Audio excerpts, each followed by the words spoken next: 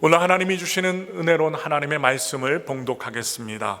우리에게 주시는 하나님의 귀한 말씀은 구약성경 창세기 5장 1절부터 2절까지의 말씀을 다 같이 보겠습니다. 우리 다 같이 창세기 구약성경 5장 1절부터 2절의 말씀을 우리 믿음으로 함께 봉독합니다. 이것은 아담의 계보를 적은 책이니라. 하나님이 사람을 창조하실 때에 하나님의 모양대로 지으시되 남자와 여자를 창조하셨고 그들이 창조되던 날에 하나님이 그들에게 복을 주시고 그들의 이름을 사람이라 일컬으셨더라. 아멘. 오늘 저는 여러분들과 함께 봉독한 창세기 5장 1절부터 2절의 말씀을 통하여 에덴의 회복을 위하여라는 제목으로 여러분들과 은혜의 말씀을 나누겠습니다. 지금 우리가 살아가는 세상 공짜 없습니다. 공짜가 없어요. 세상에 공짜가 없어요. 그런데 하나님이 만드셨던 그 창조의 첫 에덴은 무료였습니다. 자유가 있었습니다. 그리고 무한 리필으로 하나님이 채우시고 공급해 주셨습니다. 먹고 나면 계속 무료로 먹을 수 있고 무료로 누릴 수 있는 에덴 동산을 하나님이 만드신 거예요. 그래서 하나님은 태초에 천지를 창조하셨습니다. 하나님은 여섯째 날 사람을 만드시고 그들에게 무한한 자유를 주시기로 작정하셨습니다. 창세기 1장 26절의 말씀을 저와 함께 읽겠습니다. 하나님이 이르시되 우리의 형상을 따라 우리의 모양대로 우리가 사람을 만들고 그들로 바다의 물고기와 하늘의 새와 가축과 온 땅과 땅에 기는 모든 것을 다스리게 하자 하시고. 아멘. 하나님이 창조하시고 여섯째 날 사람을 만드셨는데 여러분 그뿐만이 아니라 여러분 여러 가지를 하나님께서 만들어 주셔서 창세기 1장 29절부터 30절 말씀 보겠습니다. 하나님이 이르시되 내가 온 지면에 씨 맺는 모든 채소와 씨 가진 열매 맺는 모든 나무를 너희에게 주노니 너희의 먹을거리가 되리라. 또 땅의 모든 짐승과 하늘의 모든 새와 생명이 있어 땅에 기는 모든 것에게는 내가 모든 푸른 풀을 먹을거리로 주노라 하시니 그대로 되니라. 지금 계속 하나님의 창조하신 내용들을 우리가 성경을 봉독했는데요, 하나님은 온 세상을 무한 리필 가능한 세상을 만들어 주셨습니다. 채워주시는 거예요. 그리고 먹여주시는 거예요. 그리고 인간에게 그야말로 무한한 자유가 허락이 되었습니다. 다만 한 가지 책임이 있었어요. 책임. 무한적으로 사용할 수 있고 얻을 수 있는데 책임이 따랐다는 거예요. 선악을 알게 하는 나무의 열매는 절대로 먹지 말라고 하나님 명령하십니다. 그래서 우리가 아는 것처럼 우리의 최초의 조상은 그 책임을 지키지 못했습니다. 이겨내지 못했어요. 누리질 못했어요. 그 결과 낙원 에덴을 잃어버렸습니다. 남자는요 평생 땀을 흘려야만 가족을 먹여 살릴 수 있습니다. 밖에 나가서 돈을 벌어야 돼요. 그렇게 땀 흘리지 않으면 힘이 듭니다. 먹고 살기 힘든 그 시대를 살아갈 수밖에 없다는 것입니다. 여자는 없을까요? 여자도 있어요. 여자는 임신의 고통과 평생 자식을 뒷바라지하고 남편을 따라야 하는 운명이 되었습니다. 그런 운명을 지니고 태어나는 거예요. 그러므로 우리는 원죄로 인해 처음부터 죄 많은 세상에 태어나게 되었습니다. 이 세상에 태어난 게 고통의 시작이에요. 어떤 분들은 그러죠. 삶이 고통이라고. 너무 힘든 분들은 삶이 고통스럽다고 합니다. 왜냐? 원죄 때문에 고통스럽게 만들어져 버렸기 때문입니다. 시스템이 꼬여버렸어요. 그런데 그것이 다일까요? 우리에게 남은 자유가 무엇일까요? 죄로 뒤틀려버린, 꼬여버린, 그리고 죄 많은 세상이 되어버린 이곳에서 우리가 감당해야 될 책임은 과연 무엇일까요? 함께 오늘 창세기 말씀을 살펴보면서 하나님이 우리에게 주시는 이 에덴의 회복에 대한 하나님의 은혜의 메시지를 통해서 우리가 하나님이 주신 은혜를 나누기 원합니다. 창세기 1장 1절 말씀 크게 읽겠습니다. 태초에 하나님이 천지를 창조하시니라. 하나님께서 말씀으로 세상을 창조하셨습니다. 그리고 만드셨습니다. 그리고 빛이 있으라 하시니 빛이 존재하게 되었습니다. 오직 말씀으로 하셨어요. 하늘의 새와 땅의 짐승들과 우리가 아까 읽었지만 바다의 고기들을 만드셨어요. 그리고 그 모든 것들이 하나님이 보시기에 좋았더라. 하나님이 보시기에 좋았더라. 이렇게 말씀하시고, 이처럼 하나님의 창조의 이야기의 키워드는 무엇이냐? 좋았더라입니다. 좋았더라. 하나님이 만드신 세상, 하나님이 만드신 우리 사람들 모두가 좋았답니다. 이 세상을 창조하실 때 하나님은 좋았더라. 그런데 하나님이 처음 만드신 세상 정말 좋았습니다. 거기에 힘의 남용이나 권력의 횡포 같은 이 무력과 정복과 같은 그러한 내용들은 없었어요. 그런데 여섯째 날 하나님은 바로 인간을 만드시고 창조의 모든 사역을 하나님 마치십니다. 창세기 1장 31절의 말씀 읽겠습니다. 하나님이 지으신 그 모든 것을 보시니 보시기에 심히 좋았더라. 저녁이 되고 아침이 되니 이는 여섯째 날이니라. 아멘. 지금 우리가 이 31절을 읽게 되면서 구별이 되는 단어가 있어요. 다른 날은 그저 좋았더라 하나님 말씀하십니다. 그런데 이 여섯째 날에는 심히 좋았더라. 인간을 만드시고 하나님은 인간을 보시면서 심히 좋았더라 아주 강력하게 표현하셔요. 왜 이 날은 심히 하나님의 마음이, 하나님의 생각이 좋으셨을까요? 그것은 우리 인간이 하나님의 형상을 따라 지음을 받았기 때문입니다. 우리 다 같이 창세기 5장 1절부터 2절의 말씀을 크게 읽겠습니다. 이것은 아담의 계보를 적은 책이니라. 하나님이 사람을 창조하실 때에 하나님의 모양대로 지으시되 남자와 여자를 창조하셨고 그들이 창조되던 날에 하나님이 그들에게 복을 주시고 그들의 이름을 사람이라 일컬으셨더라. 아멘. 지금 하나님은 남자와 여자를 지으셨답니다. 그리고 그들의 이름을 명칭을 알려주세요. 사람이라 명하셨어요. 여기 사람, 이 사람이라는 단어는요, 히브리어로 두 가지 단어가 합성된 단어예요. 바로 여러분 아담인데요, 한 단어로 말하면 아담입니다. 사람, 아담인데 이 아담은요 하나님을 뜻하는, 바로 하나님을 상징하는 단어, 바로 엘롬을 뜻하는 이 단어와 그리고 피를 뜻하는 단어가 합성되어서 아담이라는 단어가 만들어졌어요. 이유인즉 하나님의 생명을 말하고 있습니다. 하나님의 피가 담긴 생명, 하나님의 속성을 지닌 생명, 바로 아담, 사람이라는 걸 한번 말씀 살펴볼게요. 레위기 17장 11절의 말씀입니다. 육체의 생명은 피에 있음이라. 내가 이 피를 너희에게 주어 제단에 뿌려 너희의 생명을 위하여 속죄하게 하였나니 생명이 피에 있으므로 피가 죄를 속하느니라. 이렇게 피에 대해서, 생명에 대해서 말씀합니다. 그리하여 제가 좀 전에 말씀드린 아담이라는 이 단어는요, 우리의 생명이 바로 하나님과 연결이 되어 있다는 것입니다. 그냥 만들어진 게 아니에요. 하나님과 연결이 된 게 아담, 사람이라는 뜻입니다. 그런 존재예요. 바로 여러분과 제가 그런 귀한 존재라는 뜻입니다. 하나님과 연결이 되어 있는 우리 존재는 바로 하나님이 보시기에 심히 좋으셨던 것입니다. 그래서 하나님이 귀하신 분이고 존귀하시기 때문에 아담인 인간, 사람은요 모두 존귀합니다. 태어난 만큼, 하나님이 창조하신 것만큼 존귀하다는 것입니다. 인종이나 문화나 종교의 차이 때문에 이 주어진 존귀를 잃어버리면 안 된다는 것입니다. 다른 사람이나 국가를 향해 주어진 것이 아님이 분명합니다. 그런데 오늘 본문의 마지막 부분에 보시면 사람의 죄악이 세상에 가득함을 보게 됩니다. 하나님이 이 땅 위에 사람을 만드신 것을, 지으셨음을 한탄하십니다. 이렇게 심히 좋았더라 하신 하나님께서 갑자기 바뀌어서 세상의 죄가 관영함을 보시고 한탄하셔요. 그리하여 하나님은 홍수 심판으로 처음 창조한 사람들을 지면해서 심판하실 것을 작정하십니다. 쓸어버리실 것을 결정하십니다.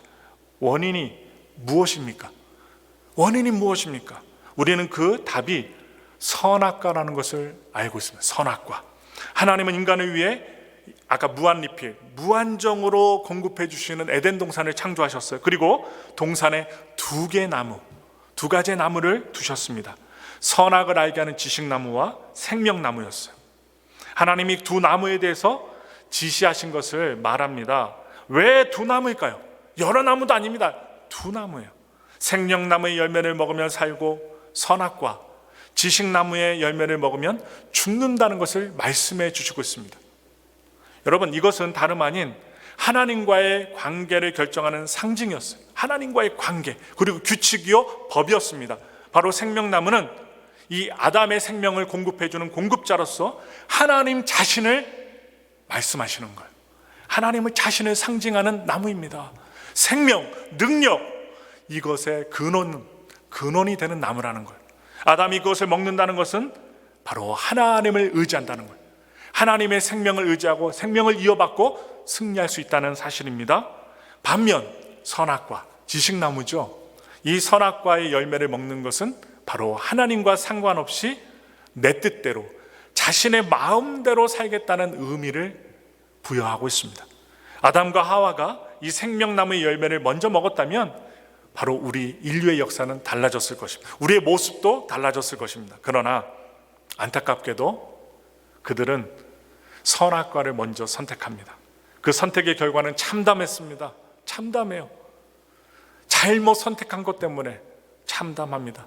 우리 어떤 집사님들은 아기 낳을 때 너무 힘든, 우리 여집사님들, 권사님들 젊었을 때 아기 낳았을 때 너무 힘들면 누구를 막 욕하려고 해요? 막 나쁜 말 하려고 해요? 하와 얘기하잖아요. 하와가 순종했으면 내가 이렇게 고통을 안 당했을 텐데. 남자들도 마찬가지예요. 땀 흘리고 열심히 일하다가 부인에게 바가지가 있기 때문에 어떻게 합니까?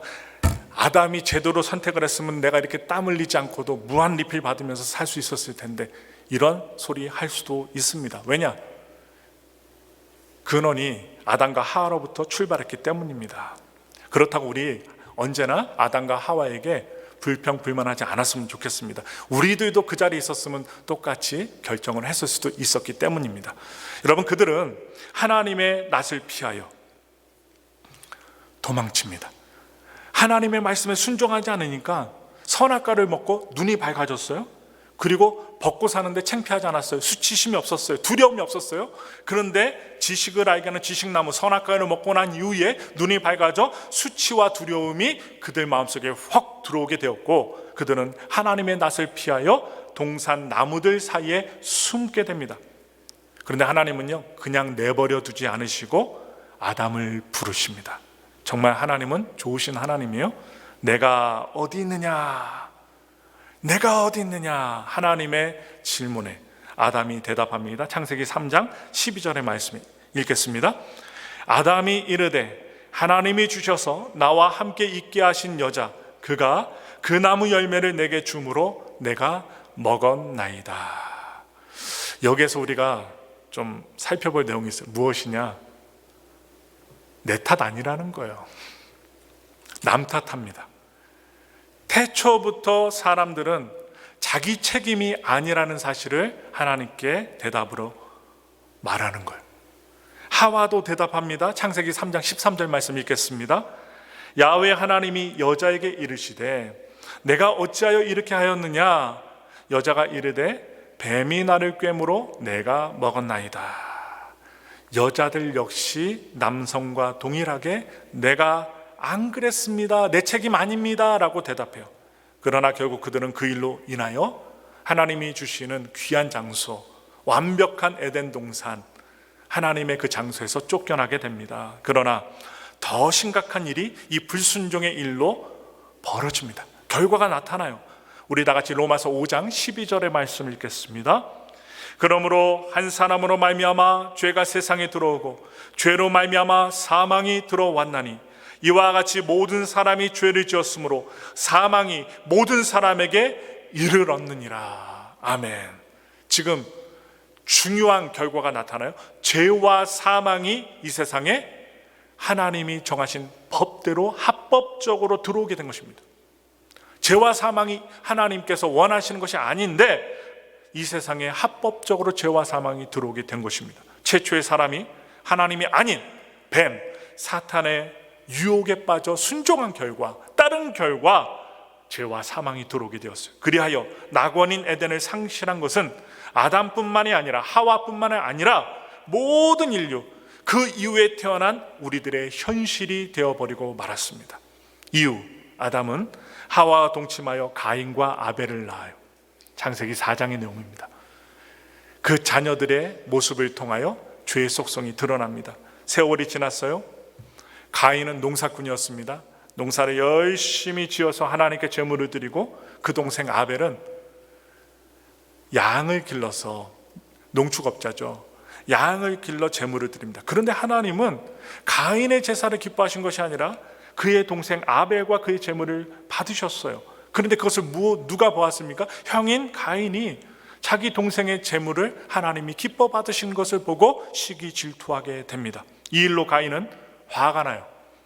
여러분, 우리가 남들에게 존중받지 못하고 환영받지 못하면 화가 납니다. 내 옆에 사람 환영받는데, 인정받는데 나는 못 받으면 아무 일도 벌어지지 않았는데 내 마음속에 시기와 질투심이 일어나게 돼요. 그래서 화가 일어납니다. 그래서 가인은 동생을 돌로 쳐 죽입니다. 창세기 4장 9절에 보시면 하나님이 가인에게 물으셔요. 똑같이 아담에게 물으셨던 것처럼 물으셔요. 내 동생이 어디 있느냐? 내 동생이 어디 있느냐? 하나님이 질문하셔요. 가만히 계시지 않습니다. 간섭하십니다. 그런데 대답을 한번 보세요. 가인은 이렇게 대답해요. 내가 알지 못하나이다. 내가 아우를 지키는 자이니까 라고 대답합니다. 자신의 도덕적인 책임을 부정하는 것입니다. 내가 중요하지, 내가 중요한 사람이지 내 동생 아우는 중요하지 않아. 자기 동생에 대한 책임이 형인 자신에게 없다는 것입니다. 책임지기 싫어해요. 창세기의 이 첫 번째 서두의 이야기들은 사람들에게 아주 하나님이 존중해 주셔서 아주 풍요로운, 풍성한, 무한한 자유를 주셨지만, 여러분, 책임에 대해서 실패한 이야기들로 구성되어 있습니다. 책임을 지는 것이 왜 중요할까요? 책임.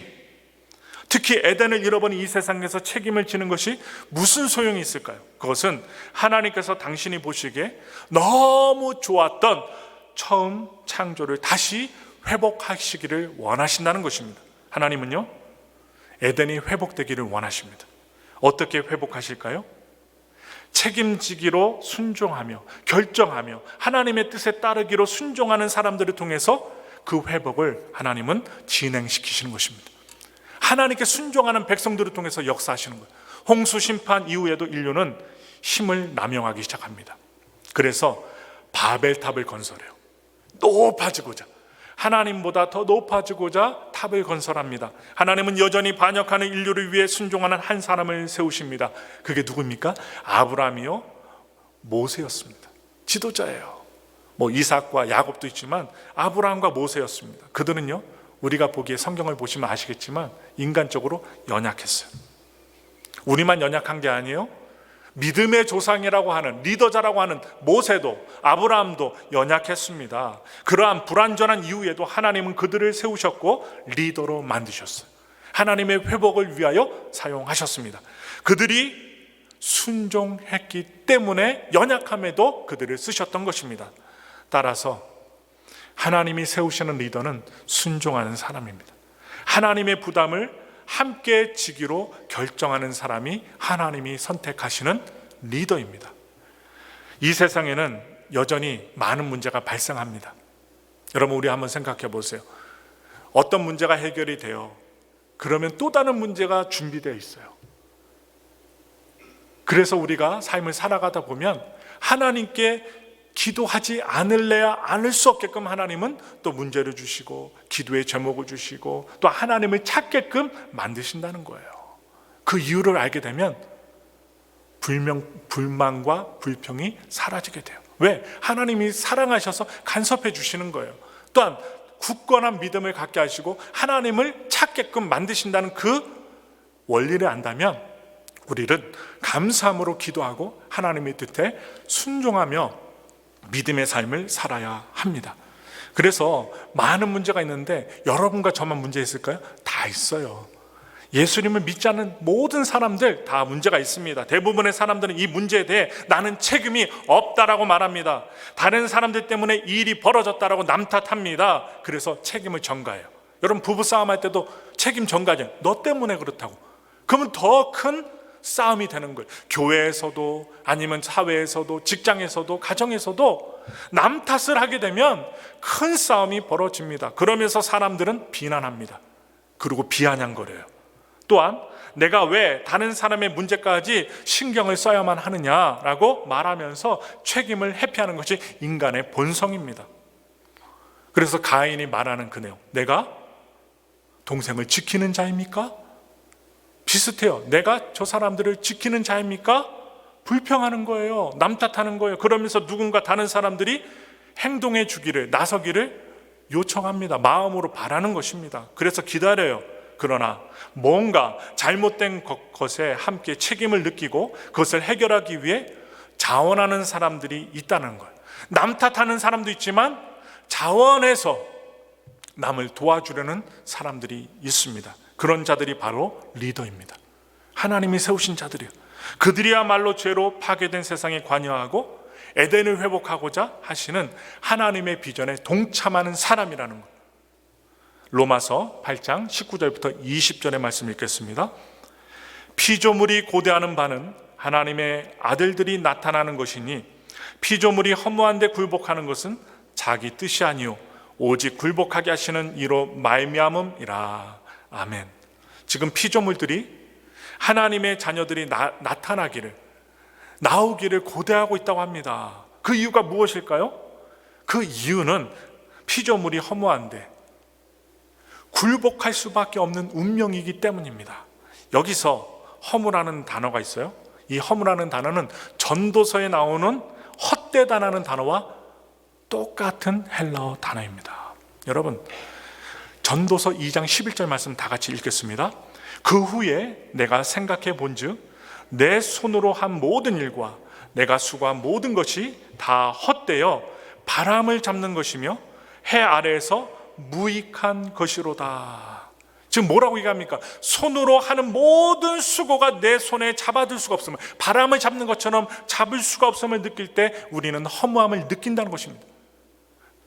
물질을 쫓아가고 세상을 쫓아가고 세상 사람들이 쫓아가는 것을 우리가 잡을 수 있는 것처럼 쫓아가고 이루었지만 바람처럼 안 잡힌다는 거예요. 그럴 때 사람은 허무해집니다. 그래서 삶의 의미를 찾지 못하면 인생은 허무함에 빠질 수밖에 없다. 내가 하는 일, 내 자녀를 양육하는 일, 가정을 지키는 일, 교회에서 예배드린 일, 하루하루 숨쉬며 살아가며 하루 세 끼를 먹고 우리가 살아갈 때 하나님 안에서 삶의 목적을 발견치 못하면 허무해진다는 사실이에요. 왜냐? 이 세상이 헛되기 때문에 세상은 하나님 안에서 삶의 목적을 발견한 하나님의 자녀들이 나타나기를 기다린다는 것입니다. 그래서 세상은 하나님의 사람들이 하나님의 청지기로서 바로 이 땅을 경작하고 다스려 주기를 기다리고 있다는 것입니다. 그래서 여러분과 제가 하나님께 기도하고 예배드리며 하나님의 리더가 되어야 되는 거예요. 책임질 수 있는 사람, 하나님께 기도할 수 있는 사람, 하나님의 말씀대로 행동할 수 있는 신앙인들을 이 세상이 기다리고 있다는 것입니다. 하나님이 보시기에 심히 좋았더라. 바로 처음 창조된 바로 에덴의 모습을, 그 모습 그대로 세상을 보기에 좋은 곳으로 재창조하는 하나님의 믿음의 사람들이 나오기를 바로 이 세상 피조물들은 기다리고 있다는 거예요. 그래서 내가 어디 있느냐, 이 질문은 하나님이 아담에게만 하신 질문이 아닙니다. 오늘 21세기 현대 문명 속에 살아가는 우리들에게도 하나님이 내가 어디 있느냐라고 물으십니다. 또한 내 동생이 어디 있느냐, 이 질문 역시 하나님이 가인에게만 하신 질문이 아닙니다. 바로 오늘을 살아가는 우리들에게도 하시는 질문이라는 것입니다. 예수님을 믿고 따르는 그리스도인들은 인간의 책임에 대한 하나님의 요청을 받은 사람들입니다. 우리가 하나님의 이 질문에 대하여 또한 초청에 응할 때 우리는 하나님의 창조와 회복 사역에 동참할 수 있는 동역자가 되는 것입니다. 바로 하나님이 주신 자유를 하나님과 마음을 합하여 사용하는 것이 바로 우리의 책임인 것입니다. 내 멋대로 내 마음대로 살아가는 게 아니라 지금 경기가 어려워도 살기 힘든 시대 살수록 하나님과 동업하는 거예요. 하나님과 마음을 합하여 신앙생활하며 어떠한 선택을 하든지 하나님께 묻고 하나님의 마음과 하나님께서 원하시는 것, 그것을 깨닫고 살아가는 그 책임이 여러분과 저에게 있다는 것입니다. 이사야서 42장 6절부터 7절의 말씀 읽겠습니다. 나 야훼가 의로 너를 불렀은즉 내가 내 손을 잡아 너를 보호하며 너를 세워 백성의 언약과 이방의 빛이 되게 하리니 내가 눈먼 자들의 눈을 밝히며 갇힌 자를 감옥에서 이끌어내며 흑암에 앉은 자를 감방에서 나오게 하리라. 아멘. 하나님께서 지금 이스라엘 백성들을 불러서 세우신 것은 그들이 이방의 빛이 되게 하시기 위해서 세우시고 불러주시고 리더자로 세우셨다는 거예요.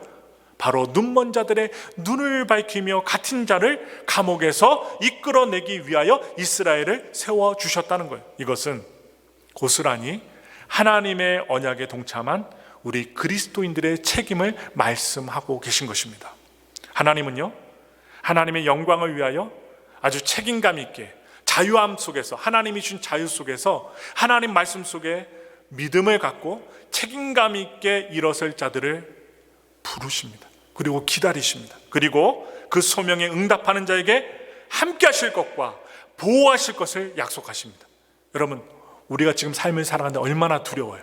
앞날을 모르기 때문에 두렵잖아요. 그러기 때문에 하나님과 동업하고 책임 있게 주님을 선택하고 주님이 원하시는 믿음의 행동으로 나아감이 중요하다는 거예요. 왜? 하나님을 선택하고 하나님이 주신 그 책임감과 믿음으로 살아갈 때 하나님이 함께 하신답니다. 그리고 하나님이 보호하실 것을 약속하고 계십니다. 믿으셔야만 합니다. 사람의 말을 믿느냐, 세상의 뉴스의 말을 믿느냐, 그것이 아니라 하나님을 믿으셔야 된다. 이사야서 43장 1절부터 2절의 말씀 우리 크게 읽겠습니다. 야곱아, 너를 창조하신 야훼께서 지금 말씀하시느니라. 이스라엘아, 너를 지으신 이가 말씀하시느니라. 너는 두려워하지 말라. 내가 너를 구속하였고 내가 너를 지명하여 불렀나니 너는 내 것이라. 내가 물 가운데로 지날 때에 내가 너와 함께 할 것이라. 강을 건널 때에 물이 너를 침몰하지 못할 것이며 내가 불 가운데로 지날 때에 타지도 아니할 것이요 불꽃이 너를 사르지도 못하리니. 아멘. 이 약속의 하나님의 말씀은 요단 강물에서도 홍해바다 앞에서도 이스라엘 백성들에게 효력이 있었습니다.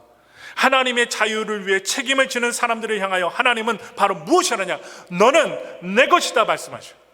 여러분과 저를 뭐라고요? 내 것이다, 하나님의 것이다라고 선포하십니다. 하나님은 그들을 완전한 그의 소유로 삼으셨다는 거예요. 하나님의 완전한 소유가 된 사람을 막을 수가 없습니다. 막을 수가 없어요. 그런 사람들을 통해 바로 출애굽과 같은, 가나안 입성과 같은 위대한 하나님의 역사가 이 땅에서 이루어진 것입니다. 하나님이 하십니다. 여러분, 오늘 우리가 살아가는 것 같아요. 내가 잘해서, 똑똑해서, 내가 돈 벌어서, 내가 열심히 부지런해서 살았기 때문에 살았다라고 생각합니다. 그러나 그건 착각입니다. 하나님이 우리의 생각과 마음과 행동을 지켜주시고 이끌어 주셨기 때문에 오늘 우리가 살고 있는 것입니다. 얼마나 지금 이 순간에도 수많은 사람이 죽고 있어요. 아무리 부자라 할지라도 자신에 대한 확신과 책임과 우울감, 책임감이 없어서 우울감이 들어오면 돈을 1조 2조 쌓아놓고 있는데도 자살을 해요. 자신의 생명을 자신이 죽이는 자살합니다. 근데 믿음의 사람들은 하나님을 바라보고 예수님을 바라보고 예수님의 십자가를 바라보고 그 말씀 가운데 자신을 갖다 비춰보므로 말미암아 자살이 아니라 살자라고 합니다. 이게 믿음의 사람들의 본분입니다. 우리는 태초에 하나님이 창조하신 세상인 에덴을 회복해야 합니다. 우리가 세상에 존재했을 때 심히 좋았더라 말씀하신 하나님의 처음 창조의 에덴을 오늘 말씀을 통하여 우리는 회복해야 된다는 사실을 결심해야 된다는 것입니다. 이사야서 43장 4절의 말씀을 우리 다 같이 마지막으로 읽겠습니다. 내가 내 눈에 보배롭고 존귀하며 내가 너를 사랑하였은즉 내가 내 대신 사람들을 내어주며 백성들이 내 생명을 대신하리니. 아멘. 여러분, 이 말씀 무엇입니까? 하나님의 사랑의 고백입니다. 백성들을 위한, 여러분과 저를 향한 하나님의 사랑의 고백입니다.